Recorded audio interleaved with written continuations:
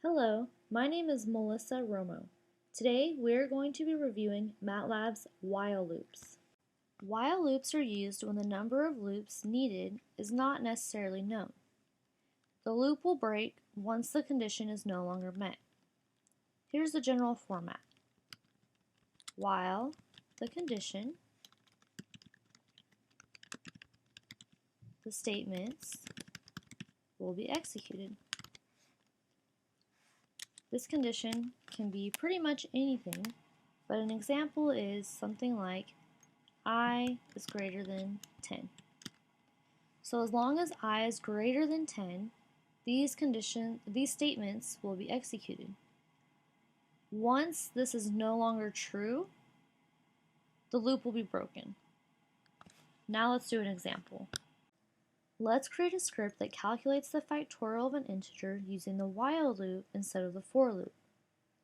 To do so, we need to break down the factorial into smaller multiplications.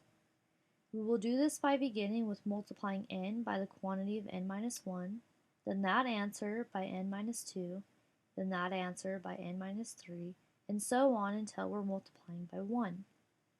The pattern here is multiplying the smaller answer by a counter, which decreases by 1 each time.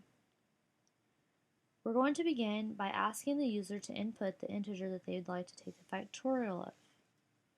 We're going to define that input with the variable n.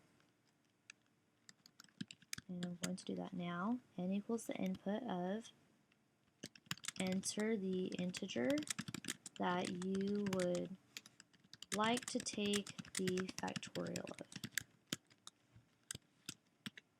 Now that the users entered their integer, we're going to initialize our variables. We'll start by initializing the factorial. The factorial is going to start at n, as we can see here. The counter, which is what we're multiplying it by, is going to start with n minus 1, which we can see here. Now we're going to enter the while loop. While the counter is greater than 1, because we don't want the counter to go down so far that that we're multiplying by 0, so we want it to stay greater than 1. The factorial is the smaller factorial, the original factorial, times the counter, which we can see that that's the pattern. The answer times the counter. That answer multiplied by the next counter. So we need the counter to decrease by 1 through each iteration.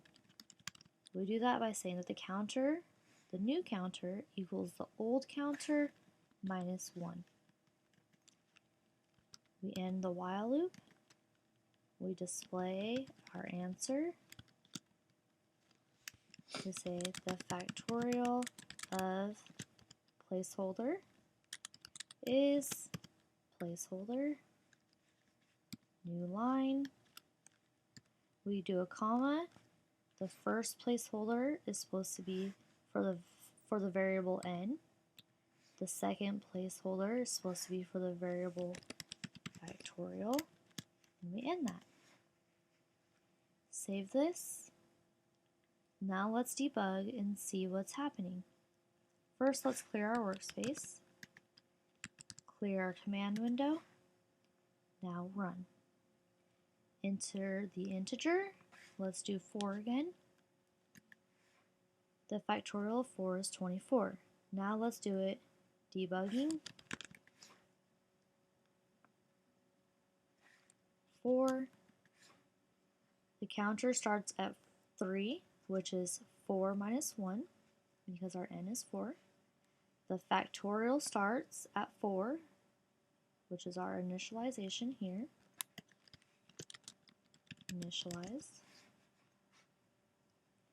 Now we're going to go through the while loop. Hit continue.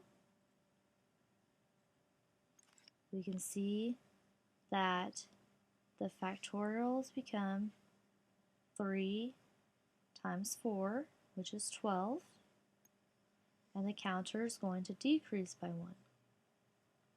Well, now it's 2. Then we go up. The counter is still greater than 1 because it's 2, so it's going to enter the while loop again. So now it was 12 times 2. Now the factorial is 24. Now the counter is going to be subtracted by 1. It's going to become 1. Now the counter is 1. It's going to go back up to the while loop and check. The counter is not greater than 1, so it's ended, and it printed our answer here. The factorial of 4 is 24. Here's a short assignment to allow you to practice while loops on your own. Write a script called Find Mine that will use while loops to complete the following.